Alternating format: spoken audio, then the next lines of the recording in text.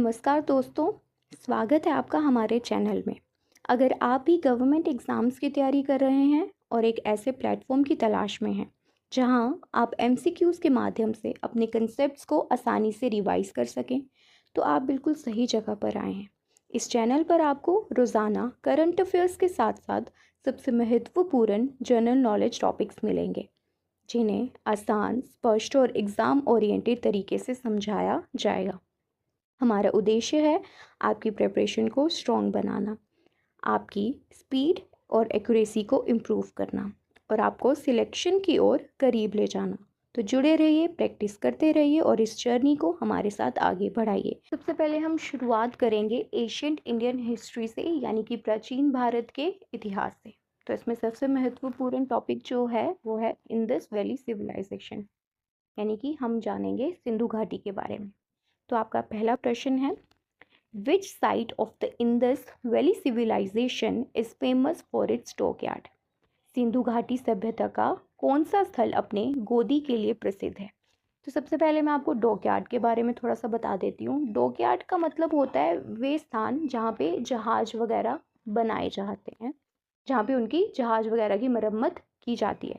इनमें हमें पूछा गया है कि इनमें से ऐसा कौन सा स्थान है जहाँ पे वे डॉकयार्ड स्थित थे। आपके ऑप्शंस हैं हड़प्पा, मोहेंजोदारो, लोथल या कालीबंगन।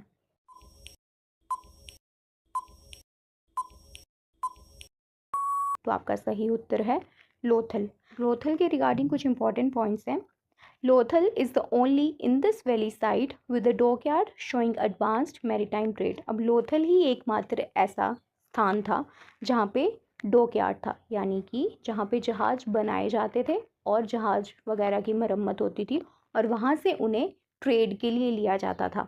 ट्रेड यानी कि व्यापार के लिए। अब इंडस वैली सिविलाइजेशन थी, तो वो सिविलाइजेशन मतलब कि वो काफ़ी एडवांस थी, ठीक है। तो उन्हें ट्रेड करना होता था, यानी कि व्यापार करना होता था विभिन्न चीज़ों का। तो उन्हें उसके लिए जहाज चाहिए होते थे, क्योंकि वो पानी के माध्यम से जाते थे, तो उसके लिए तो जहाज चाहिए ही है। तो लोथल एक ऐसा स्थान था जहाँ से ये सब होता था। दूसरा पॉइंट है, it is located in present day Gujarat India near the gulf of Khambhat. ये वर्तमान में गुजरात भारत में खंबत की खाड़ी के पास स्थित है, यानी कि ये गुजरात में स्थित है। कहाँ पे? खंबात की गल्फ में, खंबात की खाड़ी में। आपका दूसरा प्रश्न है, the script of the Indus valley civilisation is. Sindhu घाटी सभ्यता की लिपि कौन सी है? तो आपके ऑप्शंस हैं डिसाइफर्ड, दूसरा है अनडिसाइफर्ड, तीसरा है संस्कृत आधारित और लास्ट है अरबी आधारित। अब डिसाइफर्ड का मतलब है जिसे आप पढ़ सकते हो, जो आपको समझ आ सके, जिसे आप देख के पढ़ सकते हो कि अच्छा इसमें क्या लिखा है। अनडिसाइफर्ड का मतलब होता है जिसे आप देख के नहीं समझ सकते, आप उसे नहीं पढ़ सकते।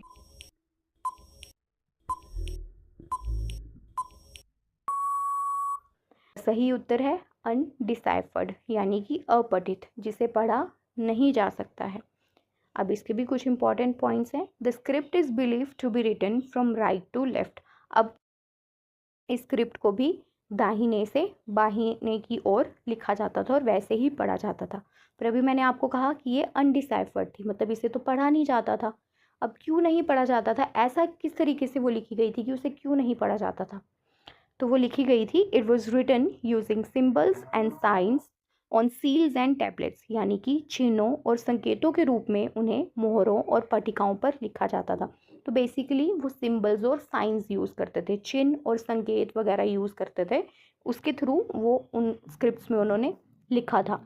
अब तब के जो आर्कोलॉजिस्ट थे, काफ़ी लोग थे, उन्होंने उन चीज़ों को समझा होगा, पढ़ा होगा और उसके थ्रू उन्होंने उनको सरल भाषा में हमारे लिए बना दिया कि आप पढ़ सकते हो, ठीक है। तीसरा प्रश्न है, which animal is not found on Indus seals? इनमें से कौन सा ऐसा पशु है जो सिंधु मोहरों पर नहीं पाया जाता था? आपके ऑप्शंस हैं बुल, एलिफेंट, हॉर्स या राइनोसोरस। तो आपका सही उत्तर है हॉर्स, यानी कि घोड़ा। इसके भी कुछ इंपॉर्टेंट पॉइंट्स हैं। Seals were used for trade and identification purposes. मोहरों का उपयोग व्यापार और पहचान के लिए किया जाता था। दूसरा पॉइंट है, horses became important in later Vedic period. पर जो घोड़े थे वो आगे लेटर वैदिक पीरियड जो था उस टाइम पे यूज़ में आए थे, मतलब उस टाइम पे उन्हें यूज़ किया जाता था। अब घोड़ों का क्या काम होता था, अगेन वही व्यापार वगैरह के लिए, कहीं आना जाना है तो आप घोड़े यूज़ कर सकते हो उसके लिए। फोर्थ क्वेश्चन है the great bath is located at. अब ग्रेट बाथ यानी कि महान महान स्नान घर कहाँ स्थित था। अब ग्रेट बाथ कहाँ पे था, आपके ऑप्शंस है हड़प्पा, मोहनजोदारो, धोलावीरा या राखीगढ़ी में।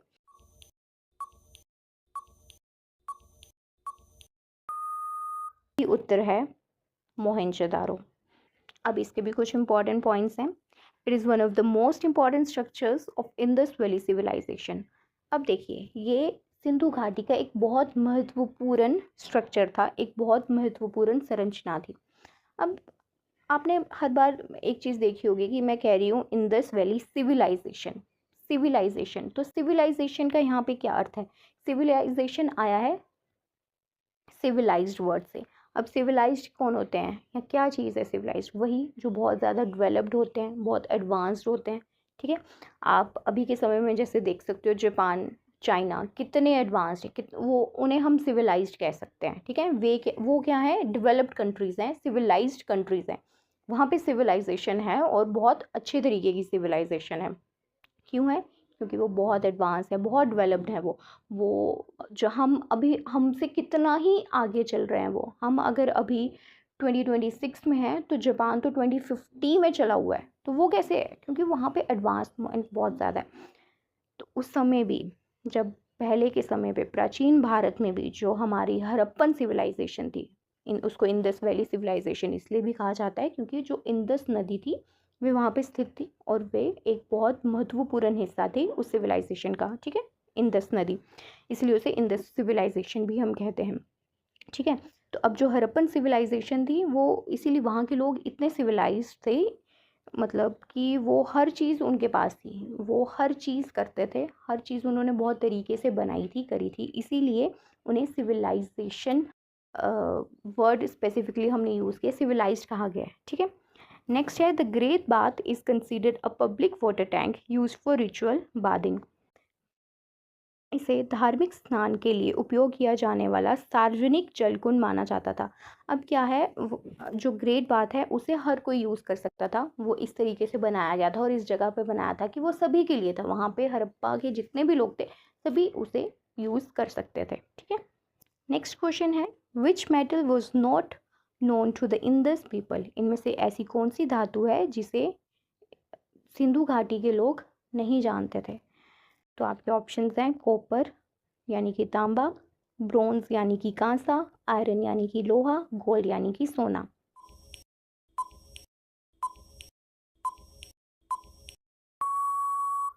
तो सही उत्तर है आयरन यानी कि लोहा। This is why the Indus civilisation is also called a bronze age civilisation. Indus civilisation को ब्रोंज एज सिविलाइजेशन इसीलिए भी कहा जाता था क्योंकि वहाँ पे जो कांसा था वो बहुत महत्वपूर्ण था। ठीक है, वहाँ पे वो बहुत अच्छे से यूज़ किया जाता था, इसी कारण सिंधु सभ्यता को कांसा युग की सभ्यता भी कहा जाता था। अब दूसरा पॉइंट है iron came into use in India during the later Vedic period. Bharat में लोहे का उपयोग बाद के वैदिक काल में शुरू हुआ था। वैदिक काल, वैदिक पीरियड में लोहे का इस्तेमाल हुआ था, हड़प्पा के टाइम पे उसका इस्तेमाल नहीं था और ना ही लोगों को उसके बारे में पता। ठीक है, नेक्स्ट क्वेश्चन है Kalibangan is located in which state. Kalibangan इनमें से किस राज्य में स्थित है, पंजाब, राजस्थान, गुजरात या Haryana.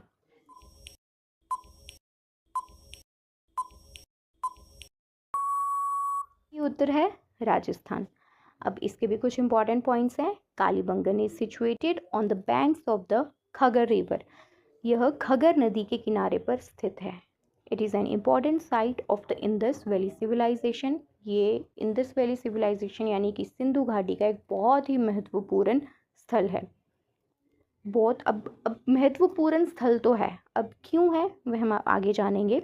Both pre Harappan and Harappan phases are found at this site. यहाँ प्राक हड़प्पा और हड़प्पा दोनों कालों का प्रमाण मिलते हैं। यानी कि अब देखिए, हड़प्पन सिविलाइजेशन जब हम कहते हैं तो ऐसा तो है नहीं है कि पहले से ही लोग बहुत सिविलाइज्ड होंगे, ऐसा तो नहीं है ना। पहले तो लोग जैसे रहते थे नॉर्मली वैसे ही रहते होंगे, फिर उन्हें काफ़ी चीज़ों के बारे में समझ आई होगी, काफ़ी चीज़ों के बारे में उन्हें पता चला होगा, है ना। तो उन्हें कुछ कितनी कमियां भी दिखी होंगी, जो उन्होंने रियलाइज़ करा कि ऐसा हम ये चीज़ बदल सकते हैं या ये चीज़ बना सकते हैं, कर सकते हैं, ठीक है। तो उन्होंने उस तरीके से उन चीज़ों को बनाया। तो जब हम कोई नई चीज़ बनाते हैं, करते हैं, तो उस तरीके से क्या होता है, हम सिविलाइज्ड होते हैं, हमारी डेवलपमेंट होती है, हम डेवलप होते रहते हैं, ठीक है।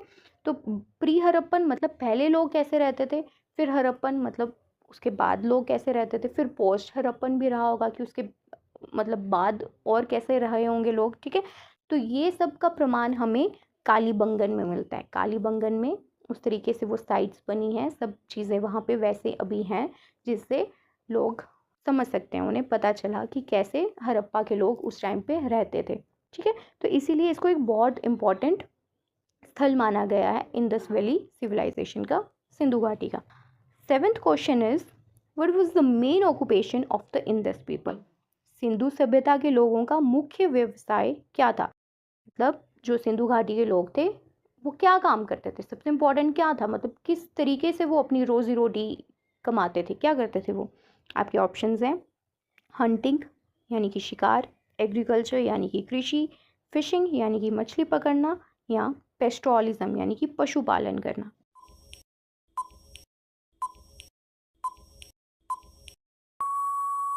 यही उत्तर है एग्रीकल्चर यानी कि कृषि करना। अब एग्रीकल्चर जहाँ पे होता है वहाँ से एक एक मेन स्टेप, एक मेन पॉइंट निकल के आता है, जहाँ पे जिस जगह पे एग्रीकल्चर होता है और बहुत अच्छे तरीके से होता है, आप उस जगह को सिविलाइज्ड कह सकते हैं। क्यों कह सकते हैं, देखिए अब हंटिंग करते होते, अगर वो शिकार करते होते, मतलब वही अभी वो पुराने ज़माने में ही जी रहे हैं, वो आदिवासी, और वो वही ज़माना है उनका, ठीक है। फिशिंग वगैरह वही वही मछली पकड़ ली और वही वैसे ही खा ली, और चलो वो है। पशुपालन, देखिए पशुपालन वगैरह तो अलग चीज़ है ना। तो मतलब पशु तो उन्होंने तब भी रखे होंगे, ऐसा तो है नहीं है कि नहीं रखे होंगे, है ना।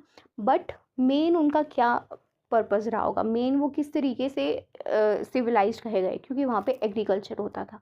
एग्रीकल्चर मतलब कृषि होती थी, वह फसलें लगाते थे और फसलों को फिर वो यूज़ करते थे, ठीक है। तो अब इसके इम्पॉर्टेंट पॉइंट्स आते हैं कि मेजर क्रॉप्स क्या थी। अब फसलें तो वो लगाते थे, पर वो क्या क्या फसलें लगाते थे, मेजर ऐसे तो नहीं है कि सिर्फ एक दो ही लगाते होंगे तो बहुत सारी होंगे, पर उसमें से मेजर जो हमें पता चलती हैं वो क्या थी। Major crops grown including wheat and barley, तो यानी कि वो गेहूँ और जौ की खेती करते थे। ये एक मेजर क्रॉप्स थी, इंपॉर्टेंट क्रॉप्स थी, महत्वपूर्ण फसलें थी। दूसरा पॉइंट है Kalibangan shows clear evidence of प्लोड agriculture feed. Kalibangan में कालीबंगन से जोते हुए खेतों के स्पष्ट प्रमाण मिलते हैं, मतलब कालीबंगन में आप अभी स्पष्ट ये प्रमाण लगा सकते हैं कि तब जो लोग हैं वे खेत जोतते थे, खेत जोतेंगे तभी फसलें लगेंगी, ठीक है। तो वो प्रमाण आपको कालीबंगन से मिल सकते हैं, इसीलिए कालीबंगन को एक बहुत महत्वपूर्ण स्थल कहा गया है। ये आपको याद रखना है, ये जो इंपॉर्टेंट पॉइंट्स हैं इन्हें आपने याद रखना है, क्योंकि ये सब एक दूसरे से रिलेटेड हैं, एक दूसरे से जुड़े हुए हैं, ठीक है। अब आपको समझ में आ गया होगा इम्पोर्टेंट स्थल क्या है हमारा, कालीबंगन है, ठीक है। क्यों है, क्योंकि एक तो प्री हड़प्पा और हड़प्पा के बारे में हमें पता चलता है कि पहले लोग कैसे रहते थे, उसके बाद लोग कैसे रहते थे, ठीक है। और कितनी तो क्रॉप्स के बारे में, फसलों के बारे में हमें पता चलता है, ये भी पता चलता है कि वे कैसे हल जोतते थे, खेत जोतते थे, वे सब आपको समझ में आता है। तो कालीबंगन जो है एक बहुत महत्वपूर्ण स्थल है, तो इसे भूलना नहीं है। नेक्स्ट क्वेश्चन है, the Indus valley civilisation was mainly, Sindhu घाटी सभ्यता मुख्य रूप से कैसी थी। रूरल यानी कि ग्रामीण, अर्बन यानी कि शहरी, नोमैडिक यानी कि घुमंतु, ट्राइबल यानी कि जनजातीय। रूरल मतलब वही गांव के जैसा माहौल था, अर्बन यानी कि शहरी था, नोमैडिक मतलब वो होता है मतलब लोग आते हैं घूमने या फिर वहाँ से चले जाते हैं कहीं और पे, वैसा। या ट्राइबल यानी कि वही ट्राइब्स वगैरह रहती थी जो वही हंटिंग वगैरह करते थे, या ऐसे जानवर मार दिया और उसे खा लिया, उस तरीके के लोग थे। तो अब आपको बताना है वो किस तरीके के लोग थे।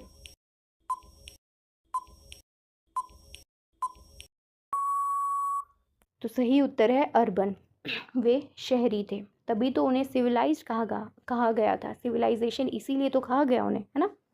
अब इसके कुछ इंपॉर्टेंट पॉइंट्स हैं। It had well planned cities with grid pattern roads, मतलब वो वेल प्लान्ड सिटीज़ थी। इसमें जो शहर थे और जो उनकी सड़कें थी वो बहुत अच्छे तरीके से उन्होंने बनाई थी, पूरे तरीके से उन्हें प्लान किया था। अब मैं आपको एग्जांपल के तौर पे बताऊं तो चंडीगढ़, चंडीगढ़ जो है एक वेल प्लान्ड सिटी है, ठीक है। पहले से ऐसा नहीं था कि वो पहले से बनी थी या कुछ, नहीं नहीं, उसको बहुत तरीके से प्लानिंग के साथ बनाया गया। आपने देखा होगा कि उसमें डिफरेंट डिफरेंट सेक्टर्स हैं, है ना। तो वो सेक्टर्स किस तरीके से बनाए हैं, कैसे प्लान किए गए हैं, वो आप जानते ही होंगे, ठीक है, अगर आप वहाँ गए होंगे। तो उस तरीके से जो हड़प्पा के लोग थे उन्होंने भी अपना पूरा जो अपनी जो उनकी वैली थी वो पूरे प्लानिंग के साथ बनाई थी, एक अच्छे तरीके से बनाई थी। वहाँ पे presence of public buildings, greeneries and trade centres shows urban life. सार्वजनिक भवन, अनाज भंडार और व्यापार केंद्र शहरी जीवन को दर्शाते हैं। यानी कि वहाँ पे काफ़ी तरीके की बिल्डिंग्स थी, सार्वजनिक भवन थे। सार्वजनिक भवन यानी कि जहाँ पे हर कोई आ जा सकता है, ठीक है। अनाज भंडार यानी कि जहाँ पे वो अनाज, जहाँ पे उन्होंने क्रॉप्स लगाई होती थी, फसलें लगाई होती थी, और फिर वे अनाज जो है वहाँ पे स्टोर करके रखते थे, संभाल के रखते थे। और व्यापार के लिए भी अलग अलग उन्होंने जगहें बनाई थी, शहर बनाए थे जहाँ पे वे व्यापार करते थे, मतलब फिर उन फसलों को जो भी उन्होंने लगाई हैं उन्हें फिर बेचते थे। और भी बहुत सी चीज़ें थी, सिर्फ फसलें ही नहीं, और भी बहुत सी चीज़ें वो बेचते थे। तो ये सब तब के टाइम पे भी होता था, तो इसीलिए वो शहरी थे, अर्बन थे वो, ठीक है। नेक्स्ट क्वेश्चन है, which of the following cities had a well planned drainage system. इनमें से कौन सा ऐसा नगर है जिसमें जल निकासी प्रणाली थी, ठीक है। अब वेल जो प्लान ड्रेनेज सिस्टम, मतलब हम आपने जैसे अभी देखा होगा कि जैसे शहरों में ड्रेनेज सिस्टम होता है, मतलब ड्रेनेज सिस्टम का मतलब यही है कि जो भी वेस्ट है, जो भी ऐसी चीज़ें वेस्ट जैसे हम कहते हैं, ठीक है, वो आराम से निकल सके, जो शहर है उसको गंदा ना करे, है ना। तो उस टाइम पे भी लोगों ने ये चीज़ें बनाई थी, जो अभी लोग कर रहे हैं, अभी बना रहे हैं, वो उस टाइम पे भी बनी हुई थी। तो आपके ऑप्शंस हैं वाराणसी, पाटलिपुत्र, मोहनजोदारो और Takshashila.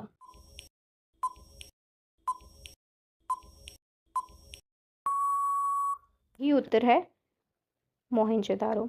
It is a major city of the Indus valley civilisation. Again जो मोहनजोदारो है वो भी एक इम्पॉर्टेंट सिटी है, इम्पॉर्टेंट घाटी है इंडस वैली सिविलाइजेशन की।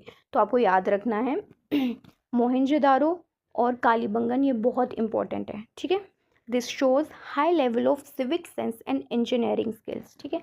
अब सिविक सेंस की जैसे हम बात करते हैं, आजकल जैसे आप देख ही रहे हैं लोगों में इतनी सिविक सेंस नहीं रही है, और पर तब के समय में लोगों में सिविक सेंस थी, और बहुत अच्छे तरीके से सिविक सेंस थी। उन्हें सब पता था, उन्हें कौन सी चीज़ कैसे लगानी है, कैसे बनानी है, कैसे करनी है। तब के समय में हमें उनसे इनफैक्ट सीखना चाहिए, इसीलिए उन्हें इंडस वैली सिविलाइजेशन कहा गया, उन्हें सिविलाइज्ड लोग कहा गया है। हमारी हिस्ट्री में सबसे सिविलाइज्ड लोग अगर आप किसी को कह सकते हो तो वहाँ हड़प्पा के लोगों को ही कह सकते हो, क्योंकि उनका सिस्टम बहुत अच्छा था, ठीक है। नेक्स्ट है, which crop was not grown by the Indus people. इनमें से कौन सी फसल जो है वो सिंधु लोग नहीं उगाते थे। तो आपके ऑप्शंस हैं वीट यानी कि गेहूँ, बार्ले यानी कि जौ, राइस यानी कि चावल, मेज़ यानी कि मक्का। अब देखो, मैंने आपको एक पहला क्वेश्चन भी बताया था जिसमें दो इम्पोर्टेंट क्रॉप्स या दो इम्पोर्टेंट जो फसलें थी वो थी गेहूँ और जौ, मतलब वीट और बार्ले। तो देखो आप एक तरीके से उन, जब आपने इंपॉर्टेंट पॉइंट्स पढ़े हों तो आप देखो आप एलिमिनेट करने में भी आपको आसानी रहेगी, ठीक है। आप आसानी से उनको एलिमिनेट भी कर सकते हो। तो वीट और बार्ले तो वैसे ही एलिमिनेट होगी क्योंकि ये तो इम्पॉर्टेंट थी। तो अब चावल और मक्का ही बचती है।